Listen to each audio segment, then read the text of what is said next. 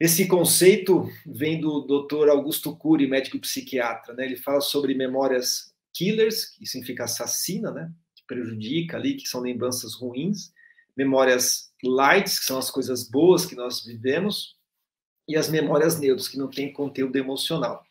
Então, nós estamos desconstruindo todas essas memórias para poder tirar aquele padrão, todos aqueles registros, né, que levavam ele a se comportar sistematicamente com aquela insegurança, com aquela autodesaprovação, auto-julgamento, né, porque não tinha ninguém ali naquele momento fazendo isso com ele. Enfim, então aqui é só um exemplo prático para você entender que existe uma referência, né, uma crença que está por trás desses pensamentos todos que a gente acaba tendo no dia a dia, a gente precisa identificar. Mas voltamos aqui à aula de hoje e saindo desse exemplo prático. A minha experiência também mostra que para mudarmos e consolidarmos essa transformação, precisamos identificar essa crença, o padrão que é a causa de tudo isso. E aqui eu gosto de usar esse termo, mudar e consolidar. Por que esse processo? Porque quando eu mudo, ou pelo menos tomo consciência de algo, eu posso, se eu não consolidar essa mudança, né, se eu não identificar crença, se eu não trabalhar, né, o termo que a gente usa na jornada é transmutação, que é transformação dessas memórias killers em memórias neutras, eu fico oscilando, né? Então eu preciso realmente me aprofundar para consolidar a mudança. Aqui dá até para fazer uma analogia com a cirurgia bariátrica, que os médicos recomendam, né? Eles falam para antes, durante e depois fazer um acompanhamento psicológico, porque a pessoa precisa tomar consciência da mudança e ali ajustar todo esse processo para não voltar a engordar novamente, né? Porque senão ela continua pensando como ela pensava antes em relação à comida, em relação ao seu corpo, em relação à forma de se alimentar. Então, ela precisa tomar essa consciência, não é só mudar, vou lá, faço a cirurgia bariátrica e está resolvido. Não, eu preciso mudar com essa ação, com a ação de comprar alimentos diferentes, mas tomar essa consciência e consolidar todo esse processo de mudança com acompanhamento nesses casos que são muito mais sérios também, né?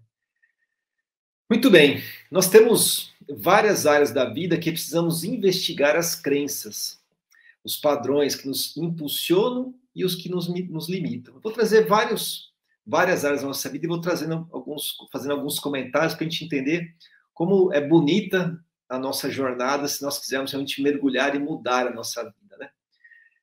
Por exemplo, na parte da família. Qual que é o padrão que você traz de família? Como você foi criado e até mesmo o aprendizado que mais nos marca, que é como eu via os meus pais como casal, como família. Vai pensando aí. Como que você assumiu esse aprendizado e a crença que ficou? Por exemplo, dividir a vida com outra pessoa é algo maravilhoso, com todos os desafios. E meus pais são referência para mim. Então, assim, isso é o casamento, a junção, a união estável, seja o que for, é uma coisa bacana, dividir a vida com alguém. Como é que você vivenciou isso com seus pais? Então, você pode ter essa crença, não, isso é maravilhoso. Ou, eu nunca vou dividir minha vida com ninguém. Já ouvi clientes falarem dessa forma. E sofrem por isso. Agora, por que ele pensa assim? Aqui não estou fazendo nenhum juízo de valor, né, em relação à família, enfim, mas colocando essa possibilidade para nós questionarmos. O fato é, precisa pesquisar essa crença que está por trás dessa dificuldade que te coloca em harmonia ou que dificulta os seus relacionamentos. Aqui vale uma reflexão. Ou, por exemplo, em formação profissional. Na sua profissão mesmo, né? As crenças que regem ali a sua profissão podem ser determinantes para o seu sucesso, porque refletirão em seu comportamento e em suas conexões. Gosto do exemplo do advogado, assim, que minha formação inicial era advogado, hoje eu sou um advogado suspenso, né? Não é suspenso, em dormência, que hoje eu virei um terapeuta. Mas o advogado, por mais que o judiciário tenha seus desafios, ser um advogado e ter uma crença que a justiça não funciona nesse país, imagine quantos pensamentos ruins dificultarão esse profissional, ou até mesmo pode fazer ele desistir da profissão. Eu não desisti da profissão por causa disso, minha vida houve uma transformação. Mas eu vejo muitos advogados sofrerem, terem dificuldades de prosperar na área, porque tem uma série de, né, visões negativas em relação a tudo que vem dessa crença.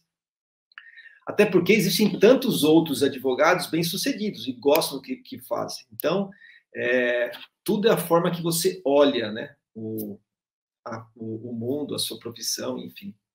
Vamos para, ainda nesse tema aqui de profissão, comerciante.